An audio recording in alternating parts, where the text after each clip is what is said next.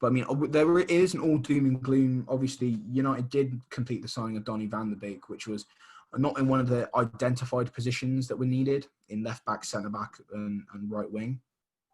I assessed this transfer myself, and I honestly view it as a case of, okay, this player has become available. We have very good relationship with the club that he's currently at the moment.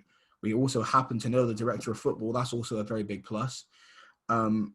He's a class player. He's a talented player, and he's only going to go somewhere else. So why don't we go for him? That's what I think happened with that transfer.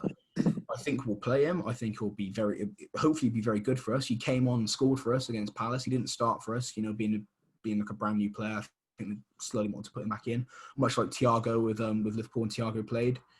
But he came on and scored. Yeah. And maybe that's a taster of what's to come. Maybe it was a one-off. Maybe it's a taster of what's to come. You can't judge it for now.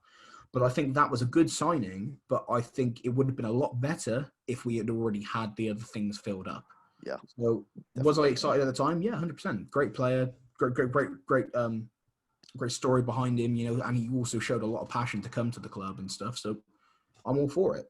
But until these other positions are filled, and also the one that's been leading the headlines, which is obviously no surprise to us, no surprise to anyone who listens to this podcast, no surprise to anyone who follows football at all, is Jadon Sancho to United, which is still an ongoing situation. Will it, won't it happen? If you want to hear our opinions of it, we spoke about that transfer enough. I won't go into too much more detail with it. You're starting to get a headache because of that transfer.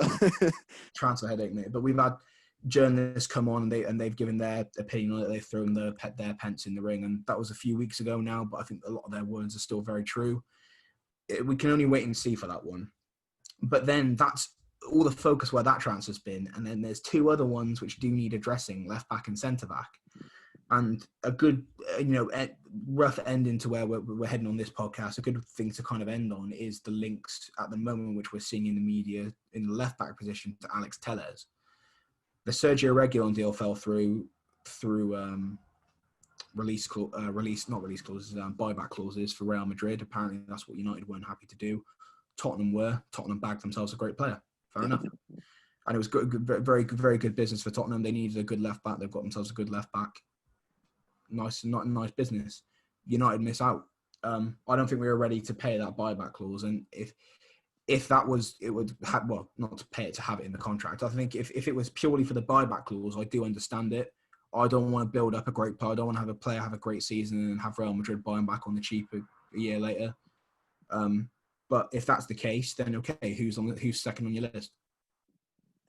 There is no second, or there is no third, or there is no fourth, because you want there to be a list. Where's the list?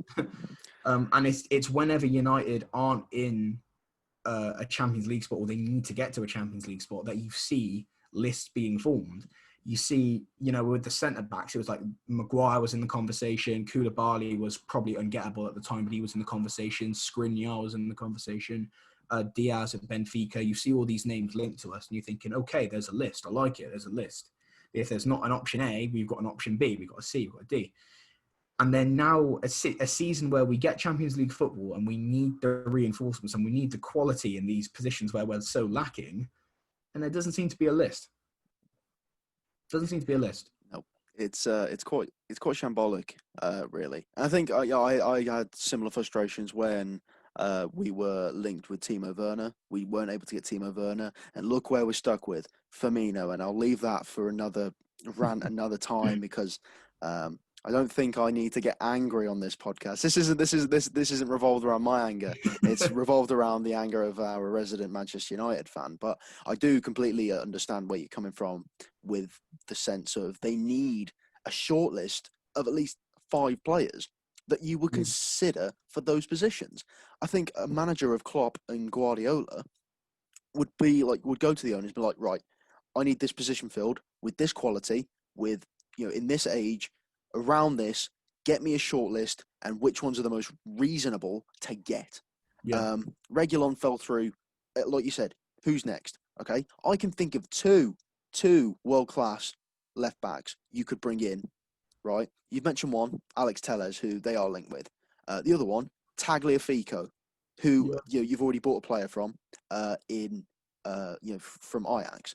And I mean, I've just thought one off the top of my head. Grimaldo from Benfica, the Spanish left back. 3 world-class left backs that could be on a United shortlist, right? So why isn't there buzz around United signing any other top-class world beater left backs with a bit of promise? Yeah, well, Like, the way it's going now, I mean, like you mentioned the other names there, like Grimaldo and Tagliafico. Those are also names which are potentially gettable. There are great names in the Premier League. yeah. It's getting them at their clubs. But like you said there, with those 3 players, those players are also potentially achievable. Yeah, like all of them are.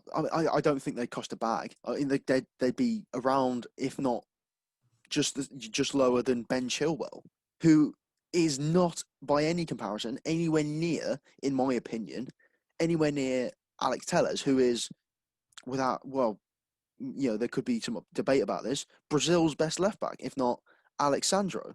Yeah. That's someone else who could attempt. I mean, he's not exactly the youngest. He's not the bounciest spring in football, but he's still a world class left back, and as I say, one of Brazil's best. So it's going to have to come to a point where you're shortlisting some players that fit Manchester United. Where, as you keep saying, where's the shortlist? Well, at the moment, the Tellez link that's coming in right now, heavily reported by Jamie Jackson, a previous guest on the Average Pundits podcast. 20 million euros, might I say, for Alex Tellez. And obviously, I mean, the question is, a 27-year-old, very highly rated player in his league, but in Portugal, and he's been in Portugal for a very long time. And I think a lot of players that come from Portugal tend to do quite well in the Premier League. I think there's quite a few success stories that from Portugal to the Prem. Bruno, Ronaldo. Yeah. But a 27-year-old definitely into the prime of his playing years now, the best years you're going to get out of him. Coming from arguably the biggest club in Portugal, and he seems from the links that we've been hearing seems keen to move. If he's a good player, if he can occupy that position well, if he wants to come to the club, if he wants to pay for the club, and he's not just coming for an absolute bag of a fee or a bag of a contract rather, then I'm all for it. That's one of the positions filled. You've still got a natural right winger, and you've still got a natural starting right winger and a centre back, in my opinion, to look for. I mean, and centre backs, the only 2 names that I've seen floating around with us is Koulibaly, which is also every other club. Yeah. And I don't think that's going to happen, not now. And Dayot Upamecano from Leipzig, yes, which is also, quite a challenge to get him. It's tough, man. And I'm sure the more we go on, I think obviously we've done a United special now, so I think the next few episodes coming out will probably divert attention a little bit to see depends what games we get and everything to talk about with the results. But we will be going more in detail on some other clubs. But any transfers and stuff, we always report them on the social media, so we'll be definitely keeping up to date with it. Definitely. And just to divert back to United a bit. I mean, there are so many names you can bring out with the Manchester United centre-back positions. Like, Romagnoli is at AC Milan, sorry. He is probably, he could be a fantastic centre-back. You mentioned Ruben Diaz. Would Real Madrid let up on Eder Militao? Or, in fact, if you can't snatch Upamecano from Leipzig, why not go to the other French centre-back in Ibrahima Konate? Yeah. So it's all really up in the air as to where United can go from here.